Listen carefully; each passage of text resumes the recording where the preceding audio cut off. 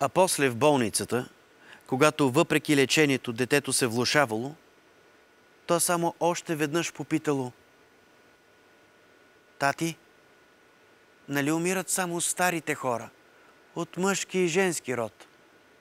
А аз като умра пак ли ще бъда от среден род?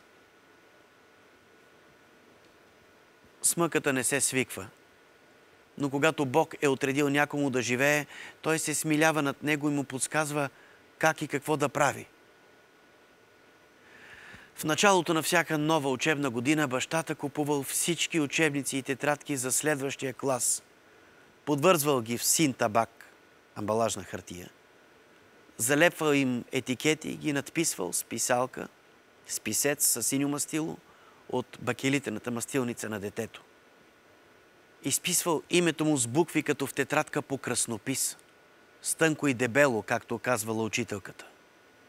И сега, когато сам в опушената кухня, на старата кухненска маса, но грижливо послана с вестници, подвързвал учебниците и тетрадките, той пак си говорил с детето.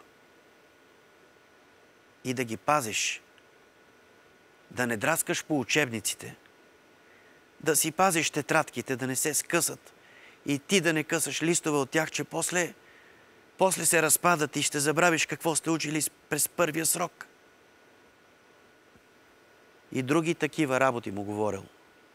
Нареждал все полезни съвети, но най-го било страх да не се разплаче, че все така ставало. Докато се усети сълзите прокапали от очите му и правили мокри кръгове върху новия етикет с току-що написаното име на детето. А буквите, изписани с тънко и дебело, се размазвали. Името не се четяло и трябвало да смени етикета. Но лепилото вече е засъхнало. Не можело да се разлепи, за това трябвало да залепи нов етикет.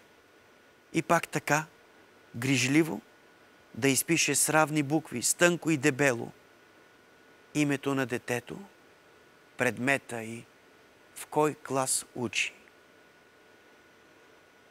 Имало случаи да лепи по 3 етикета един върху друг, за да закрие размитите букви от мокрите кръгове на прокапалите сълзи.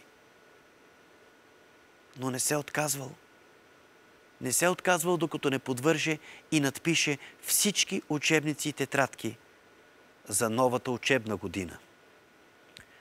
После да ги подреди на старата етажерка в кухнята, защото и в продадената бащина къща детето учило в кухнята, особено през студените зимни дни, когато готварската печка отоплявала криво-ляво, та да не изпуска писалката от премръзналите пръсти. Така е.